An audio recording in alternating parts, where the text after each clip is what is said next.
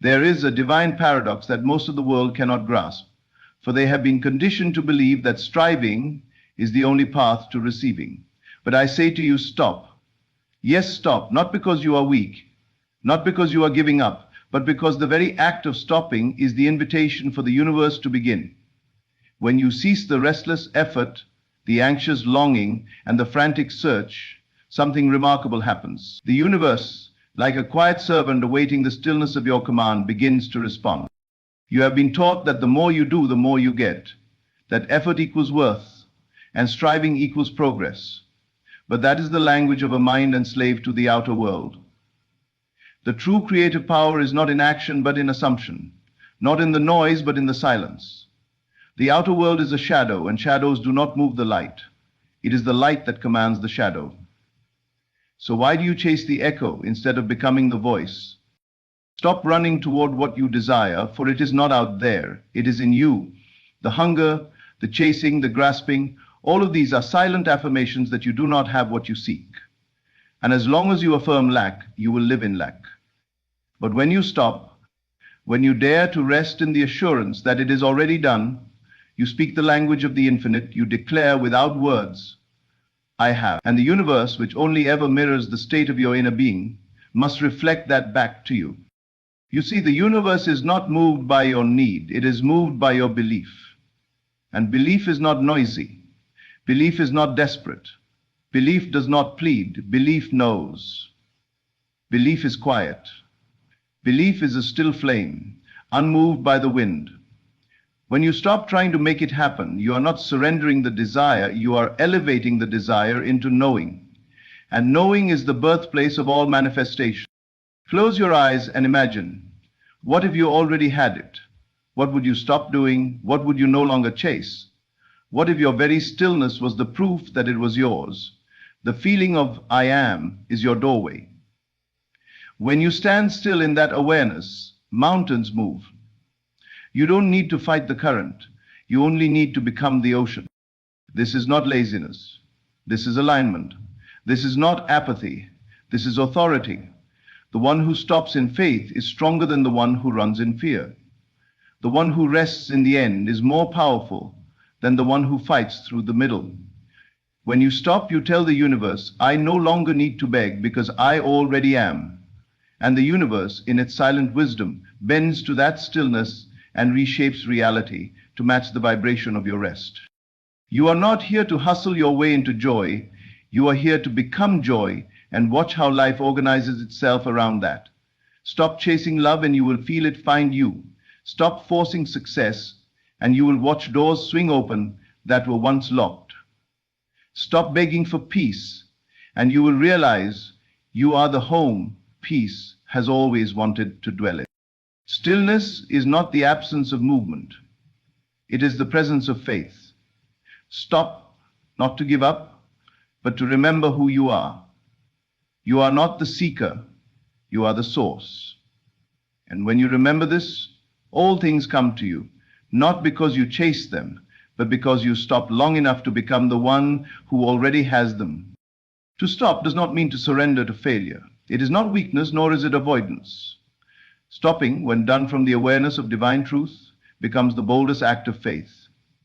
It is the language of inner certainty, the silent but thunderous statement that says, I no longer need to run after what is already mine. The world may misunderstand this act, because the world has been conditioned to associate action with power. But power is not in motion, it is in awareness. And awareness needs no performance to prove its strength. When you stop, truly stop, not in frustration, but in the deep knowing of your spiritual identity, you have entered the realm of creation. Because the only thing that separates you from your desire is the illusion that it is separate from you.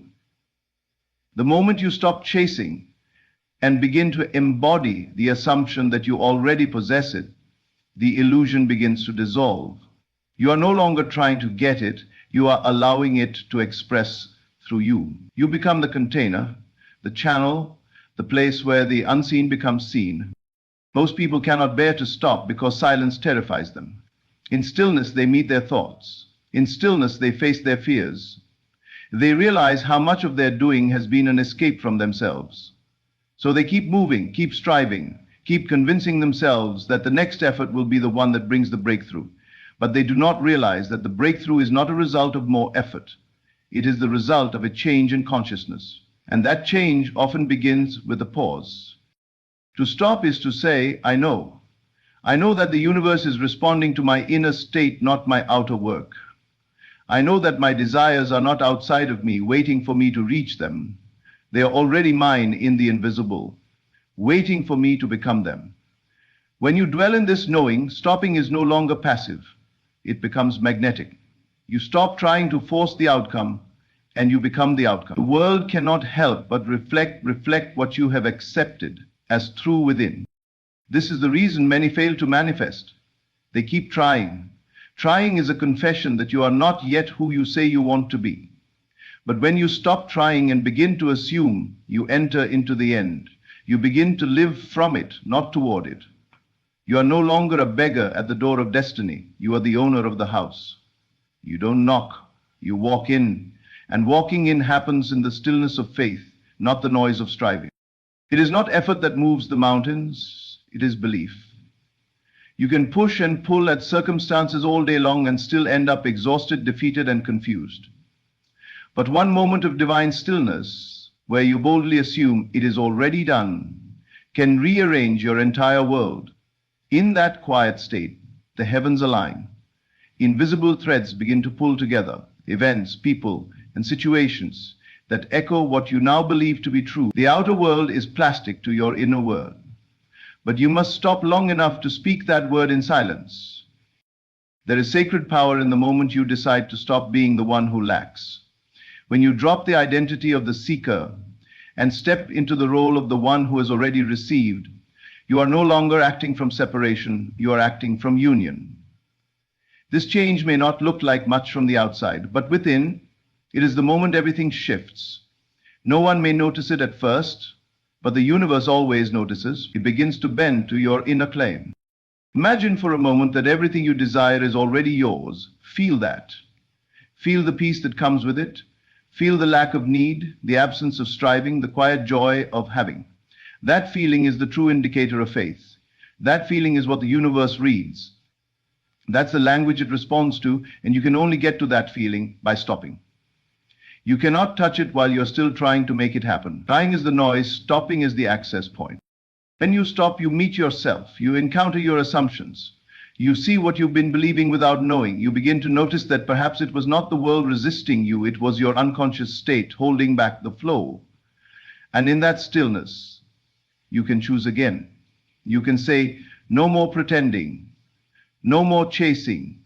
I now embody the truth that I already am. And in that moment, you are no longer becoming, you are being. You are no longer seeking, you are found. Many are afraid to stop because they think nothing will happen if they do. But the truth is, everything begins to happen the moment you do. The stillness you fear is the womb of all creation. The quiet you avoid is the temple where miracles are born.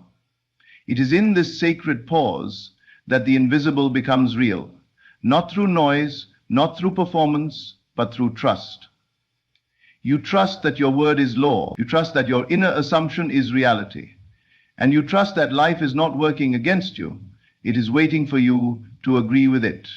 The stopping does not mean you no longer move in the world. It means your movements are now guided from a different place. You no longer move from fear, from desperation, or from lack. You move from fulfillment. You move from wholeness. And when you move from that place, your actions become expressions of alignment, not attempts at correction. You are not fixing the world, you are revealing the world that already matches your inner conviction. Every desire you have is already finished in the eternal.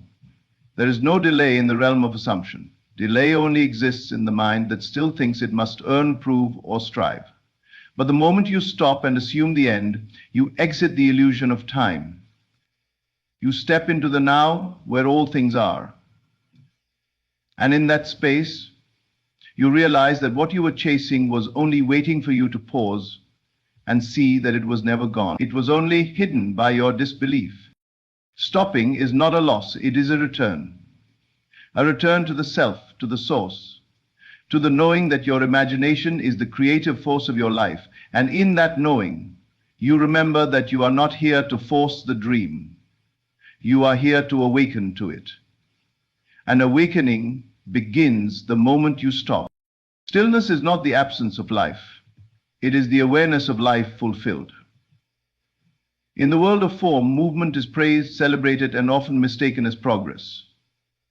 Yet the secret known only to the awakened is that true progress is made not in the hustle, but in the pause. Stillness is not idleness, it is alignment. It is the sacred act of stepping back from the illusion of lack and standing in the vibration of already having. When you are still, you are not disconnected. You are completely connected, not to the noise of the world, but to the reality that lies beneath it. The moment you enter stillness, you quiet the mind, you quiet the questions, you quiet the panic that screams, do more, try harder, hurry before it slips away.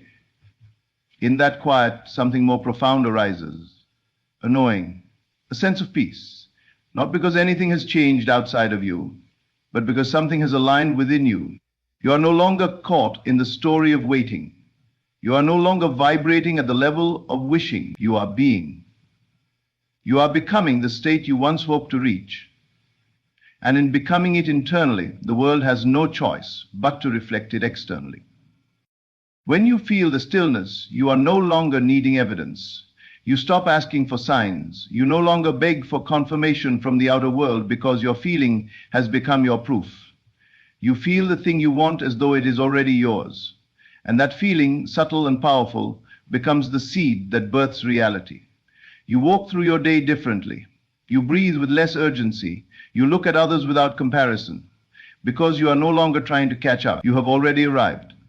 And your stillness is the throne from which your manifestation unfolds. The person who is still is the person who has accepted, not in resignation, but in completion. They have entered the fulfilled state. Not because they see it with their eyes, but because they feel it in their being. The fulfilled state is not an outcome. It is a frequency. It is a realm within consciousness where everything already exists, and stillness is the doorway into that realm. You do not push through that doorway. You do not crash it open. You breathe. You surrender the noise. You assume the end, and you sit quietly in it until the inner becomes more real to you than the outer. The world is full of frantic souls chasing outcomes. They jump from one goal to the next, from one desire to another, endlessly searching for that moment when they will finally feel satisfied. But the one who knows how to be still, how to dwell inwardly in the feeling of the wish fulfilled, is no longer chasing. They have realized the game is not to attain, but to embody. Not to get, but to become. And in becoming still, they have become receptive. Like a field that has stopped being plowed and is now ready to be sown, their stillness becomes fertile ground for miracles. There is no begging in stillness. There is no pleading with life. Stillness is the boldest declaration that I am. It is the moment you stop asking and start thanking. The moment you stop waiting and start living as though it has already happened. You smile without cause. You laugh without reason. You walk with a sense of purpose that confuses the outside world. Because to them, nothing has changed. But in you, everything has shifted. You are no longer a visitor to the state, you are a resident. And the universe responds not to the words you say, but the state you embody. Stillness invites you to let go of timelines. It asks you to no longer calculate how and when. It teaches you that manifestation is not about speed, but certainty. And that certainty can only come when you are still enough to feel it. Not rush past it, not distract yourself from it, but sit in it, breathe in it, own it, like it has always belonged to you. This is the sacred act of assuming the fulfilled desire, not with words, not with rituals, but with awareness. You are aware of yourself in the state, and that awareness becomes your new home. In the silence of stillness, you discover the power of imagination, not as fantasy, but as creation. You begin to see that the things you imagine are not mere hopes. They are previews of your soul's reality. And when you are still, you are no longer judging those visions by outer conditions. You are not saying, but how will it come? Or, but I don't see it yet. Instead, you are saying, yes, this is who I am now. And in that acceptance, the imagined becomes the experienced. You are not here to fight your way into blessings. You are here to open the door to them by matching their frequency, and stillness is how you tune yourself to that frequency. A chaotic mind cannot receive clarity. A desperate heart cannot receive love. But a still soul, calm and sure, becomes a magnet for all things good. Stillness is not just a pause in movement. It is a return to alignment. It is the deep understanding that you do not get what you want. You get what you are. And what you are is best revealed not in doing, but in being. When you practice stillness, you are training yourself to live from the inside out. You are no longer depending on circumstances to give you peace. You are bringing peace to circumstances. You become like a lighthouse, fixed and steady, radiating a signal that pulls your desire toward you. There is no chasing in this, no convincing, no forcing, only attraction. Because the state you assume inwardly will clothe itself outwardly. And the more deeply you rest in that state, the faster the world responds. This is the forgotten art, the sacred key. Not in doing more, but in being more. Not in trying harder, but in letting go. The more still you become, the more clearly you see that what you want has always been near, only waiting for you to stop and allow it in. When the storm in the mind quiets, the sky of your soul clears, and in that clear space, everything begins to come together, not because you commanded it with effort, but because you allowed it with faith. The fulfilled state is not something to be earned, it is something to be remembered.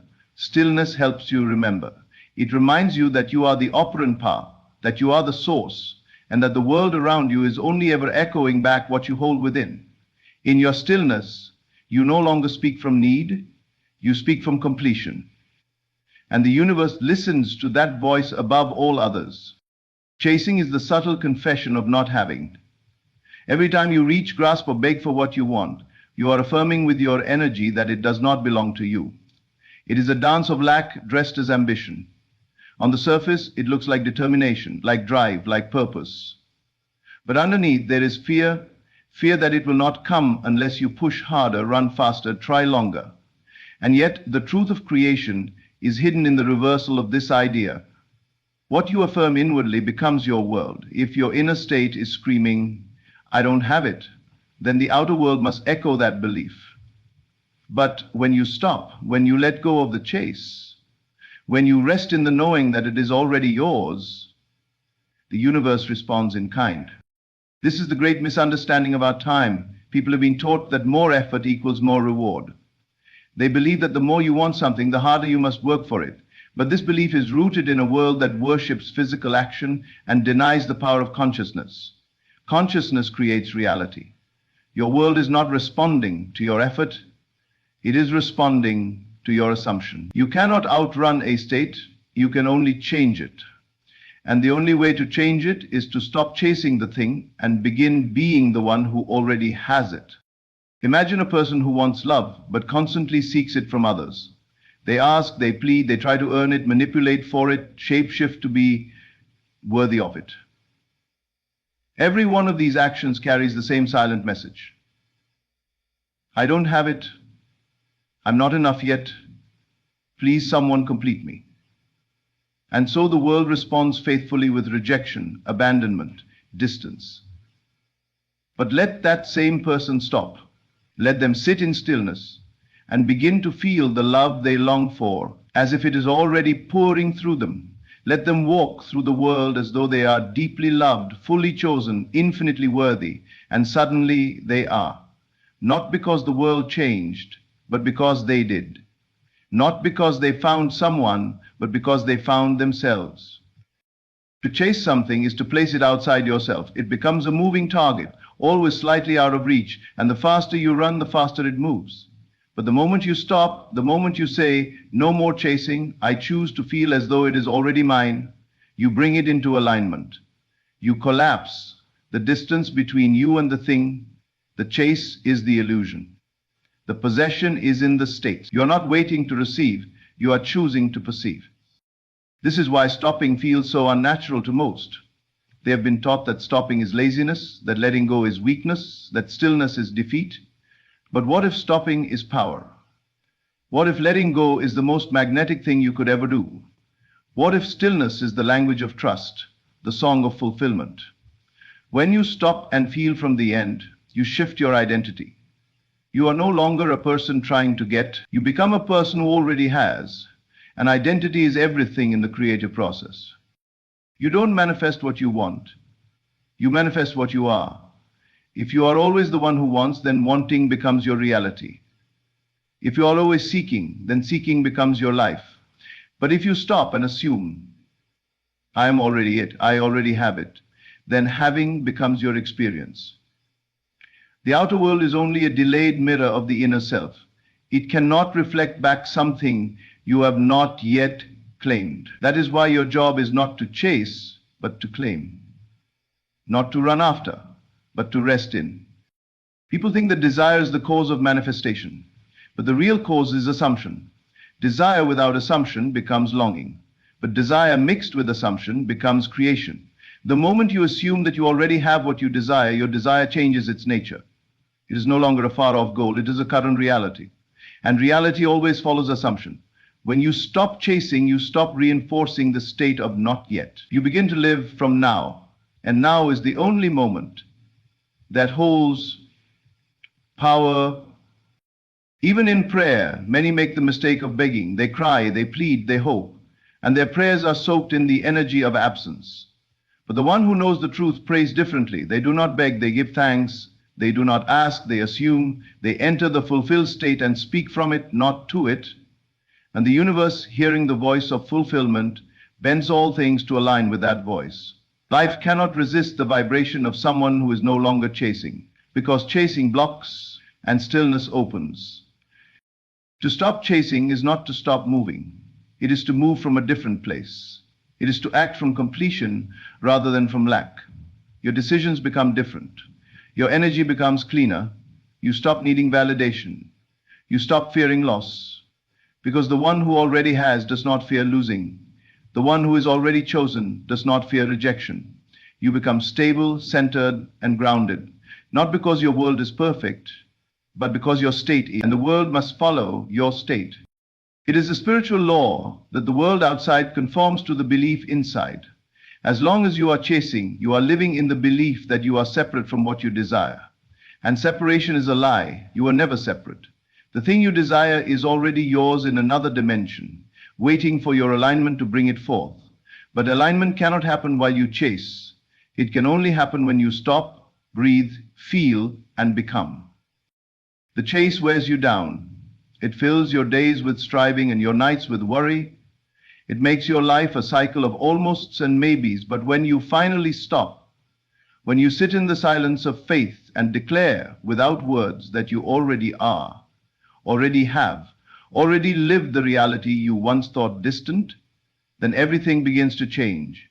Not slowly, instantly. Because the change was never in the thing, it was always in you.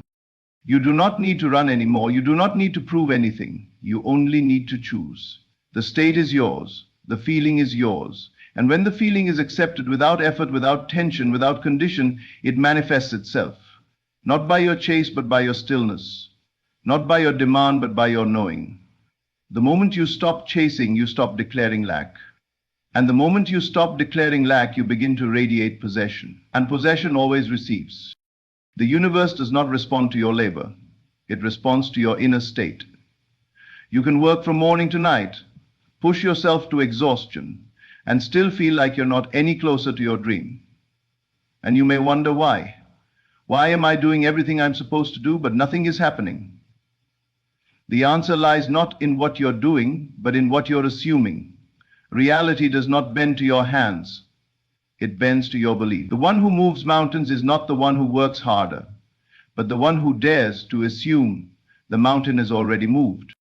This is a truth so simple that it's often overlooked. The world is filled with people trying to earn what they could simply receive. They are conditioned to believe that only visible action counts, that if others can't see your struggle, then your success isn't valid. But the universe doesn't operate according to public opinion. It moves by vibration, by frequency, by internal alignment. If your inner world is saturated with doubt, fear, or a sense of unworthiness, then no amount of action can override that. The vibration you hold within becomes the blueprint from which your life unfolds. It is not that action is wrong, but action without alignment is noise. It is running in circles, it is planting seeds on concrete and wondering why nothing grows. But when your inner world is aligned, when your thoughts, assumptions, and feelings match the reality you desire, then even the smallest action becomes powerful. It is not the action itself that creates, but the consciousness from which the action arises. This is why two people can do the same thing and get vastly different results. One acts from lack, the other from abundance. One acts from fear, the other from confidence. The difference is not what they did, but who they were when they did it. Your imagination is the true creative force. Not your hustle, not your effort, but your inner vision. What you hold in mind, what you feel is real, what you return to in thought again and again. This is what shapes your world. The one who assumes with conviction needs very little action. Their being is already broadcasting the signal of fulfillment. And because the universe cannot contradict your state, it must bring you the people, situations, and circumstances that align with it. This is not fantasy. This is law. The outer world is a mirror, not a creator. It cannot bring you something that does not first exist within you. You cannot expect love while assuming rejection. You cannot expect wealth while assuming scarcity. You cannot expect healing while assuming brokenness. The mirror reflects what is in front of it. Change the image within, and the reflection must change. This is why assumption is more powerful than effort. Effort tries to force the mirror. Assumption changes the one looking into it. When you truly understand this, you begin to act less and assume more. You stop reacting to circumstances and start creating from the unseen.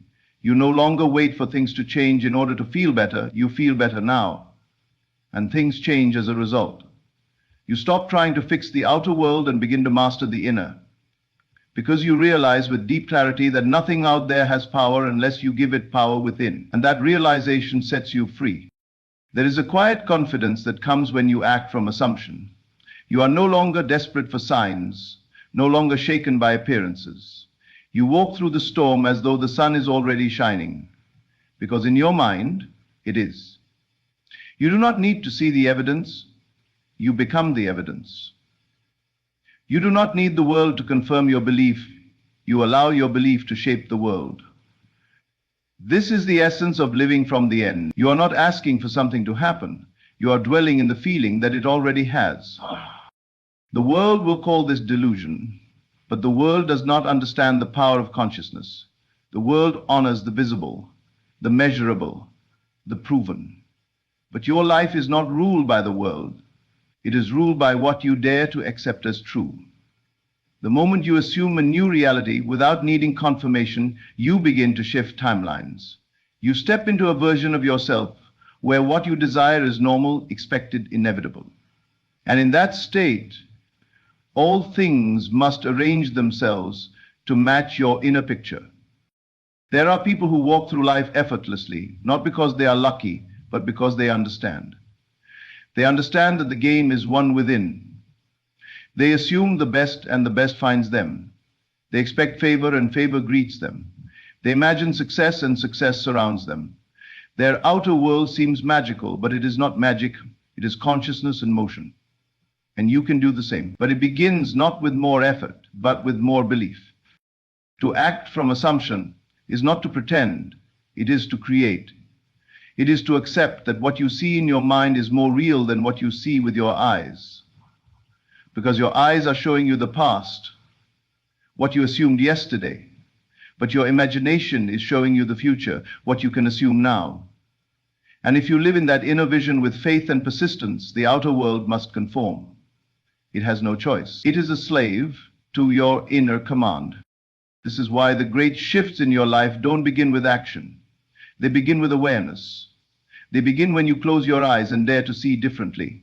When you stop repeating the same story and start telling a new one. When you no longer act out of fear but from fulfillment.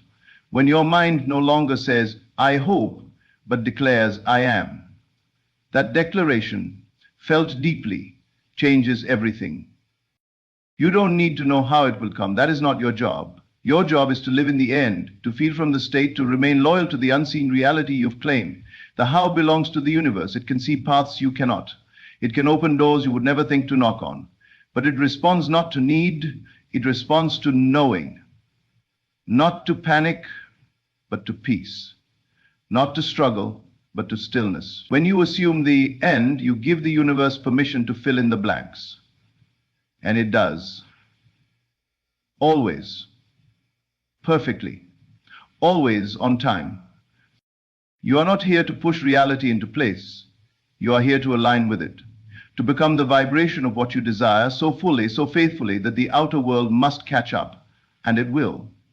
Not because you worked harder than anyone else, but because you believed more deeply than most. This is the quiet power of assumption, the invisible force that shapes the visible world. And once you truly understand it, you will never waste energy chasing again. You will assume, and you will receive, not as a reward, but as a reflection. When you dwell in the end, everything in between must bow. The middle is noisy, chaotic, full of appearances that tempt you to doubt what you have claimed. But those who dwell in the end do not waver. They have left the land of hoping and entered the kingdom of knowing. They are no longer negotiating with reality. They have become reality. To dwell in the end is to live from the result, not toward it. It is to feel the wish fulfilled so completely that all roads, all people, all circumstances are forced to reshape themselves around your inner conviction. This is not about pretending. It is not about playing a role. It is about identity. When you assume the end is already done, you are stepping into the version of yourself who already has. And the moment you live from that version, the world has no choice but to follow, because the world, contrary to what you've been told, is not the cause, it is the effect. It is the echo of your inner voice, the reflection of your inner state. When you persist in that state, despite what your senses say, you command life to adjust accordingly. The middle is full of distractions. It's full of delays, doubts, detours, and disturbances that test your resolve. But the one who dwells in the end is unmoved by the middle. They understand that the middle is not final. It's not the truth. It's only a bridge. And the bridge cannot change the destination. If you remain in the awareness of the fulfilled desire, then the bridge becomes irrelevant. You're not reacting to what's happening. You're not negotiating with circumstances. You're simply living in the state where it is already done. The most powerful state you can ever enter is that of the fulfilled desire. Because in that state, you are no longer seeking, you are expressing. You are no longer trying to get, you are letting it unfold.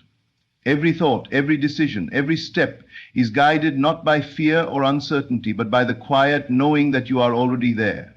And from that knowing, a different kind of action emerges. Action that is inspired, effortless, and guided by a higher wisdom. You are no longer forcing, you are flowing. Many people live stuck in the middle. They start with a vision, feel inspired for a moment, and then collapse into doubt when the outer world doesn't instantly shift. They begin to question, to fear, to struggle again. But this is only because they have left the end. They have abandoned the state of fulfillment and returned to the state of separation. And in that separation, they invite delay. They call forth confusion. The world, like a mirror, simply responds. If you are in the middle emotionally, then your life remains in the middle externally. But the moment you return to the end, emotionally, mentally, spiritually, you resume the unfolding. The end is your anchor. It's your sanctuary. It's the only place of truth. In the end, there is no effort, no resistance, no lack. There is only peace, gratitude, and presence. You are not projecting your desire into the future. You are claiming it in the now. And that present moment claim becomes the seed that contains the harvest. You don't need to know how it grows. You don't need to watch it every day. You simply need to dwell in the reality where it already exists and let the invisible forces do what they are meant to do. There is great strength in this approach. It requires discipline not of the body but of the mind. It asks you to turn away from appearances that contradict your desire and return again and again to the state where the desire is already fulfilled. not to fix the outer world, but to inhabit a new inner world. And that inner world, felt consistently, faithfully, becomes the mold for the outer world. It is law. It is not personal. It is not emotional. It is cause and effect. When you dwell in the end, people may not understand you. They may say you're delusional, unrealistic, disconnected. But you are not here to be understood by the world. You are here to command it. And you command it not through noise, but through stillness. Not through arguments, but through assumption. You carry yourself with the energy of completion, and the universe reads that energy like a script. You are writing your life with the feelings you choose to dwell in. If you choose the end, life will deliver the path. If you choose the middle, life will delay the end.